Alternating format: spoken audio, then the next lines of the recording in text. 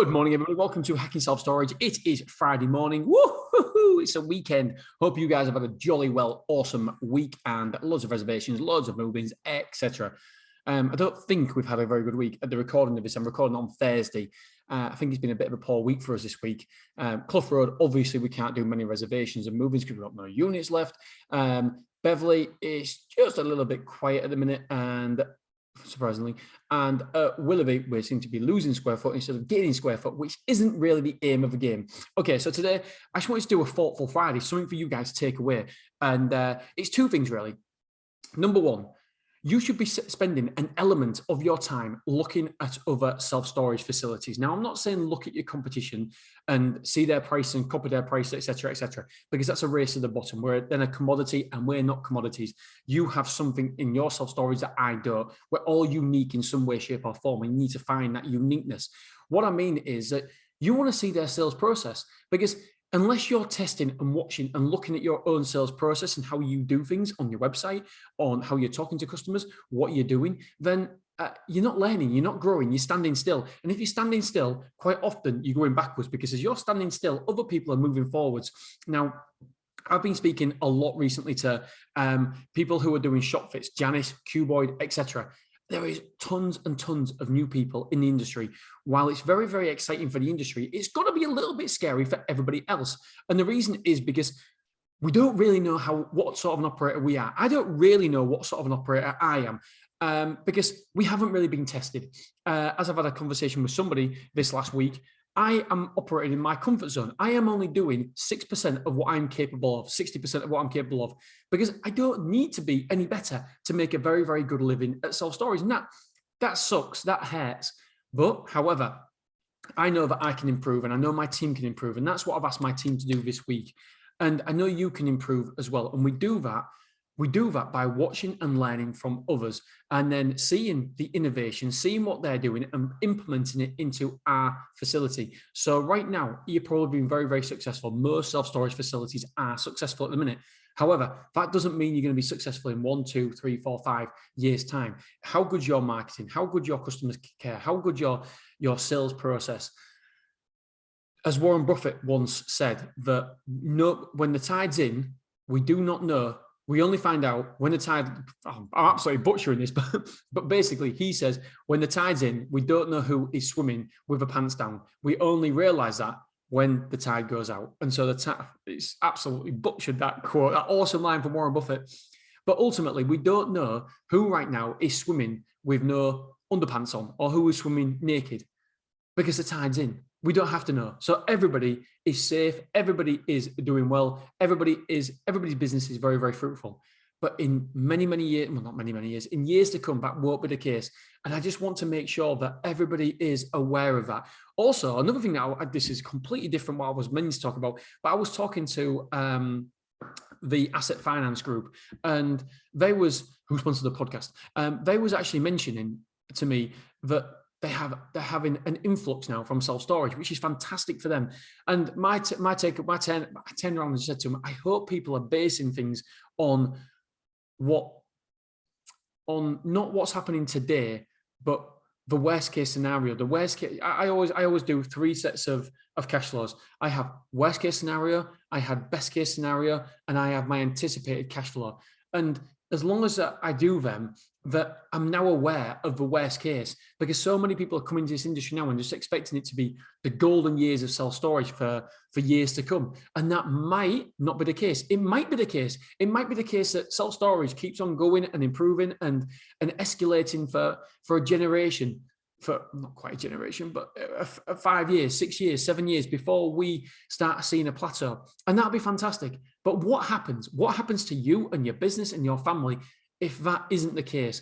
Are you planning for that? Are you maximizing your finances right now?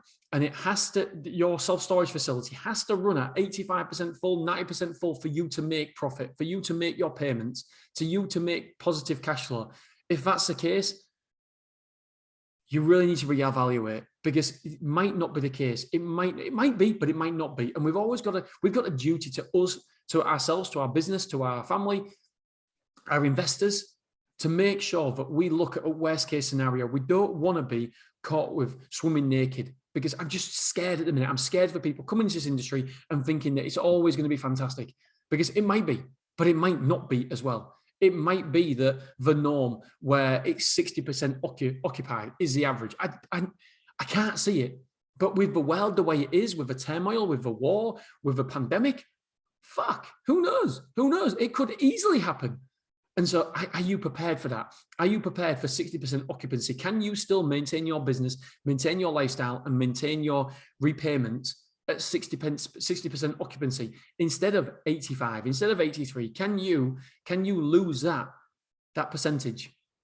Because we're just going to be aware. I'm not saying it'll happen, but I'm worried that people are coming into this, and a lot of people that I talk to haven't got their eyes open and just thinking that it's going to continue raining customers, because it isn't. It will change in some way, shape or form. If not now, 10 years time, 5 years time, whenever, but it will change. And at the back of my mind, I'm thinking, yeah, but look at America. America's occupancy is massive, and they're 15 years ahead of us in this industry.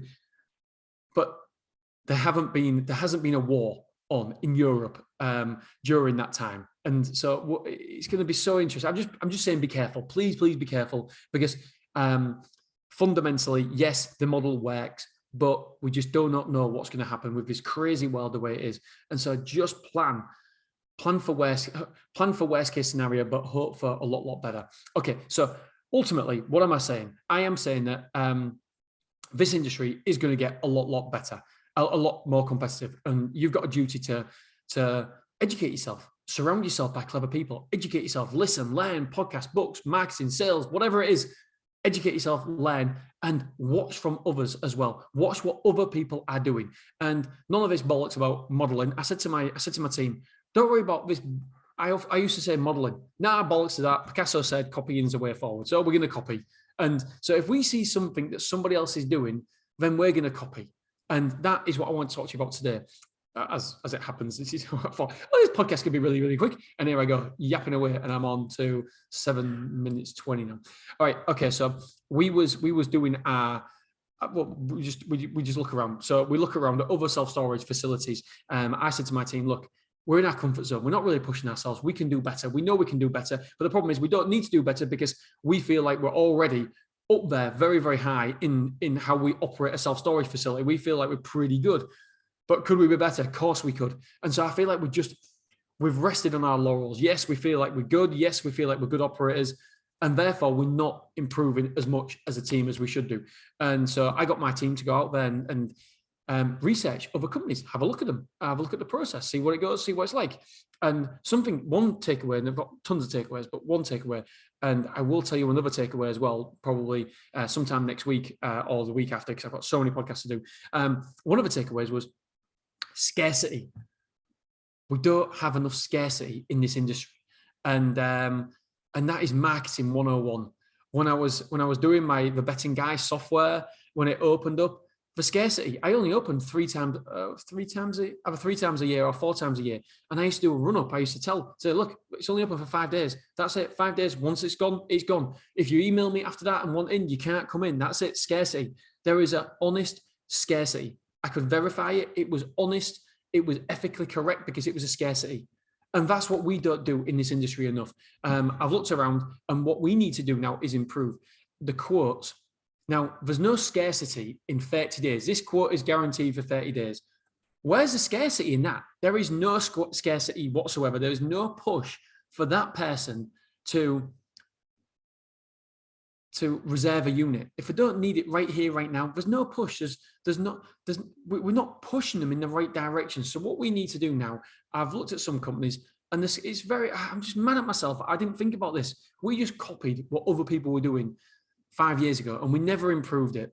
And this is one thing I should have picked up on myself, but we picked it up by looking at what other people are doing. So now maybe even 7 days is too long. This quote is guaranteed for 7 days. Book now to avoid a price increase, or avoid summer high prices, or however you're going to structure it. Where's better than that, clearly. And maybe 7 days is too high as well. But we're going to try 7 days, because it really is. It's ethically correct, because we don't know what our price is going to be in 7 days. Hell, our prices could fluctuate every twice, 3 times a week now. And especially in the summer as well, prices are going up. And so therefore, why would we guarantee a price for 30 days? It just doesn't stand true. It's crazy. So I want you to look at how you are creating scarcity. And if you say, oh, we'll guarantee that quote for 30 days, we're not really putting any pressure on the customer to make a decision. We want the customer to make a decision and ultimately want the customer to come with us, because I believe that we're the best self-storage facility in Hull by far. And so if I care about my customers, I want them to come to me. And so how do I get them to come to me? Well, good sales process, starters. And I want to create some natural scarcity. And so we can only guarantee the prices for a maximum of 7 days. Any more than that, and we're not asking correctly for the business. We're giving them a way out. We're allowing them to think about it. And ultimately, the effects on this, by the way, are absolutely unquestionable. They've been proven time and time again by marketing companies. Scarcity works. We all know scarcity. There's a funnel called I can't remember. It's from my e-commerce days anyway. But yeah, ultimately, I'm just disappointed in myself that I didn't create any scarcity in the company for the customers. And I just allowed them to come, have a look at the quote. Yeah, 30 days. I've got time to make a decision. I don't have to make a decision now. No, we want you to make a decision now. We want you to reserve a unit because, one, it might not be there. So it's better for you. It might not be there and the price might go up. So we need you to make a decision. We want you to make a decision and we believe we are the best fit for you. And so therefore, we want to help the customer choose us. Anyway, so that is my takeaway for Friday. It's supposed to be only 5-minute Fridays, but I've gone well over double. All right, guys, girls, I love you. I appreciate you. And I will see you on Monday when I go for my week in numbers. Have a wonderful weekend. Put that sun cream on because it's going to be mental. It's going to be great. I love it. All right, guys. See you soon. Love you. Appreciate you. Bye.